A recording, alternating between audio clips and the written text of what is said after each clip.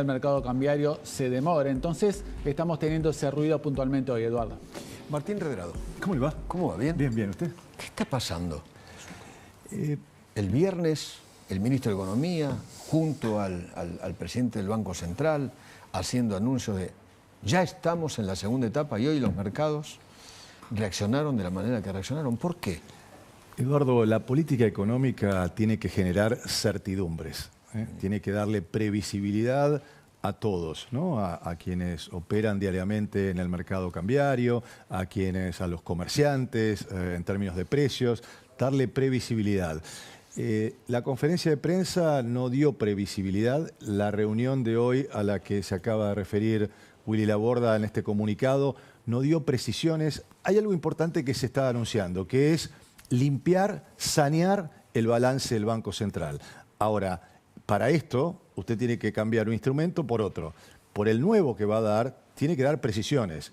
¿Cuál va a ser el tenor del nuevo instrumento? ¿Le va a generar algún incentivo a los bancos? Por ejemplo, yo creo que es una oportunidad para dar incentivos para que haya más crédito. Por ejemplo, aquellos bancos que tomen el nuevo instrumento del Tesoro. Esto lo hablamos con usted el día jueves, ¿se acuerda? En su programa de radio. Sí. Decíamos, con esta idea positiva de dar ideas para que la Argentina y proyectos y para discutir que a Argentina le vaya bien. Bueno, incentivos que le permitieran, por ejemplo, aquellos que toman este nuevo instrumento, bajar encajes, esto significa liberar fondos para crédito. Ninguna de estas precisiones se dio y, bueno, para dar una segunda etapa hay que generar una hoja de ruta que todavía falta. Ahora, cuando el ministro y el presidente del Banco Central anuncian esto, bueno, del Banco Central lo vamos a pasar al Tesoro.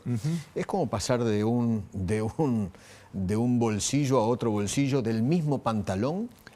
Bueno, a ver, uno puede decir desde el punto de vista de la independencia del Banco Central, el Banco Central no tiene que dedicarse a financiar el déficit fiscal. Okay. Y convengamos que esto ocurre, Eduardo, por el zafarrancho que hizo el otro gobierno, de utilizar al Banco Central para imprimir billetes, para que sea el chepibe del Ministerio de Economía, y esto no ocurre en un país normal. Okay.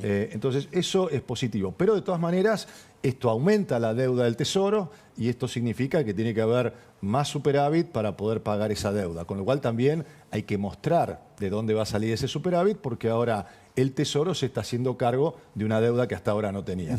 Positivo en términos de independencia del Banco Central.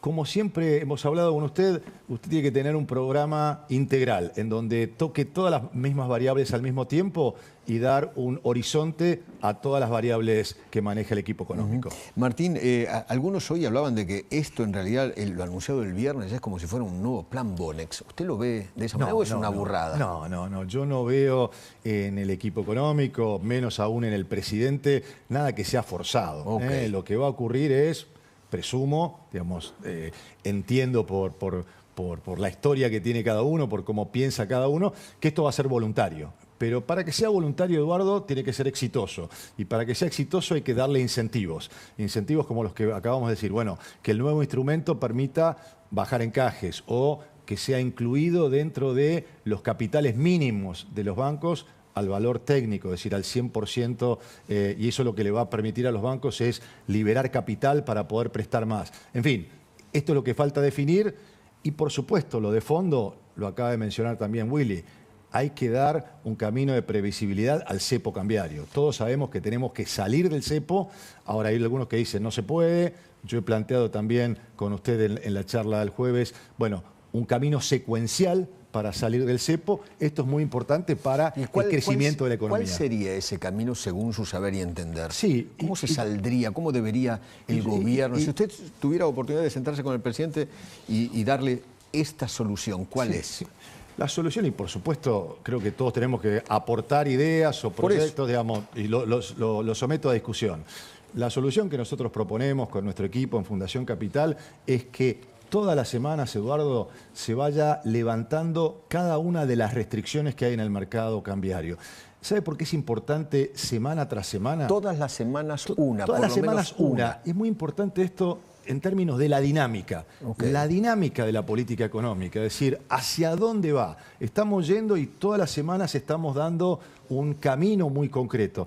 Le voy a dar 2 ejemplos. Okay. Usted hoy tiene, los jubilados no pueden comprar $200 por mes. Bueno, esa restricción hoy no tiene sentido.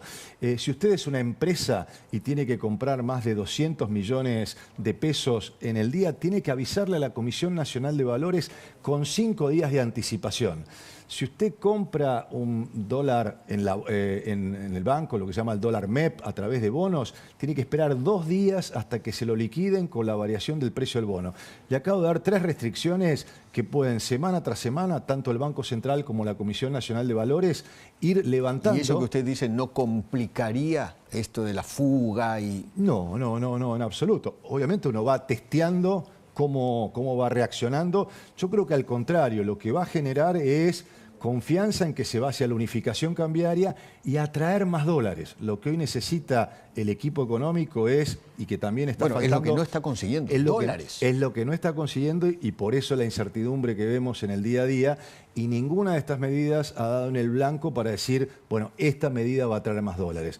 A mi entender, si se plantea un camino secuencial para salir del cepo, que reitero, es una herencia del gobierno anterior, bueno, eso es lo que traería más inversiones, más liquidación de exportaciones, en definitiva más dólares para el crecimiento. ¿Dólar atrasado, sí o no? A ver, usted sabe que los economistas, dígame qué quiere, cuál es el resultado y yo le digo... acomodo el número. Acomodo el número. Okay. Entonces usted me dice dólar atrasado, ¿con respecto a qué? Con respecto a diciembre, si lo tomo con respecto al dólar, solemos decir también contra una canasta de monedas.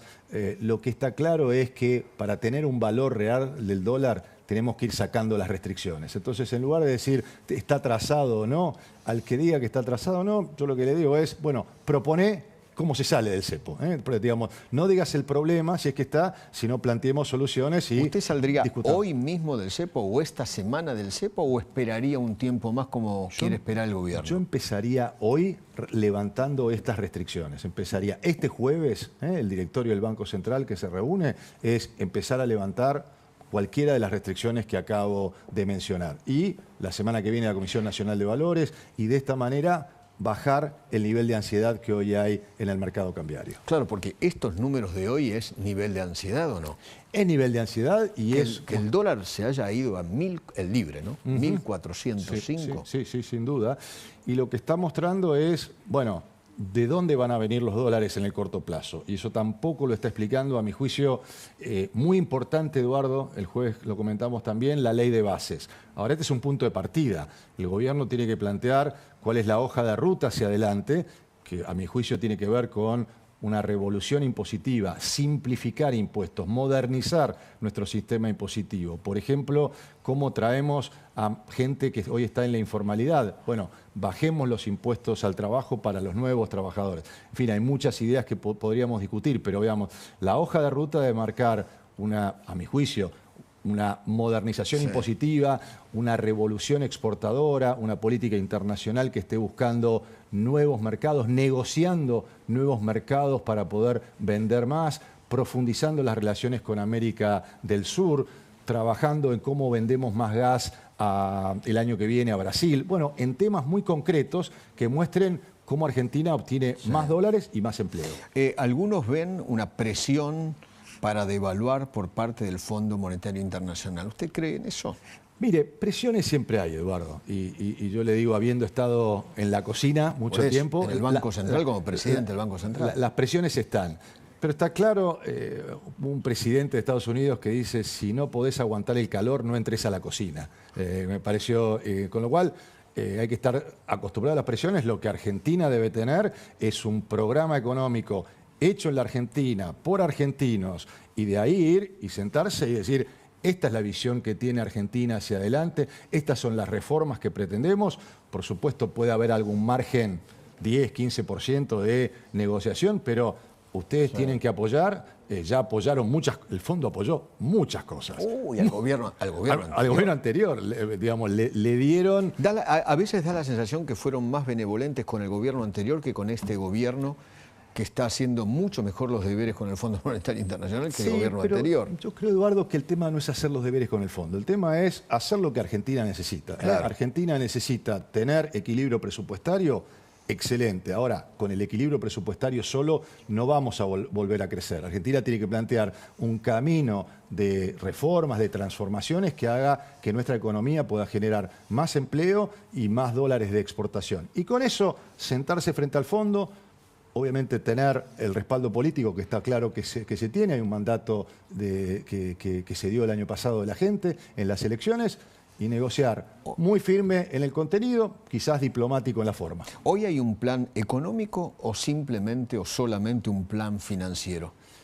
Bueno, hay una secuencia de medidas que han estado más basado en lo financiero hasta ahora. Por ejemplo, la estabilidad cambiaria se ha dado mucho por gente que ha salido o que ha tomado posiciones en pesos. Bueno, ahora hay que darle, puede ser primera etapa, segunda etapa, eso lo marca... Lo que dice el gobierno es primera etapa, dinámica. bajé la inflación y déficit cero. Sí, correcto. La segunda etapa, lo que plantearon el viernes, sí, sanear el Banco Central. Claro. Yo creo que hay que plantear más que eso. Hay que plantear más que eso. Con eso no alcanza para mostrar que Argentina sale. Y además no nos olvidemos que tenemos una inflación notable, lo que se ha hecho, que ha bajado al 4%, pero tenemos que consolidar una inflación que baje al 2%. Un dato simplemente. Las variables de política económica, Eduardo, tienen que converger. Si usted tiene una tasa de evaluación del 2%, tiene que tener una tasa de inflación del 2% y una tasa de interés también que sea del 2%. Corto.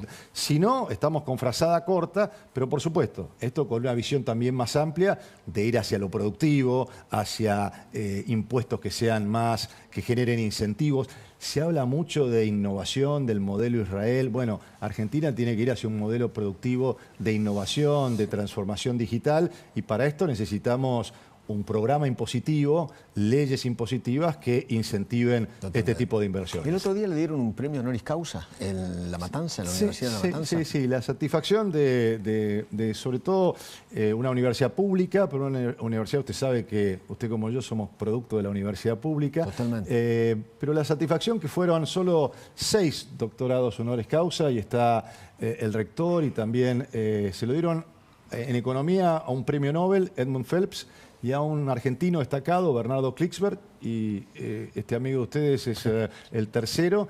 Y bueno, como se ve ahí, tanto Claudio Suchovicki, quien dio cátedra conmigo en la Universidad Católica Argentina, como José María Dañino Pastore, la verdad que me honraron con dar el aval. José María Dañino Pastore, por ahí para los más jóvenes, no recuerdan que fue 2 veces ministro de Economía y además es miembro de la Academia Nacional de Ciencias Económicas. Siempre hay que ir renovándose, y estas son las cosas que usted como a mí profesionalmente nos dan incentivos para seguir peleando cada uno de su lugar o generando ideas desde el sector privado, proyectos para que a la Argentina le vaya mejor. Gracias por haber venido. Un placer, Eduardo. Gracias a usted. Carola, estoy con vos el 9 de julio.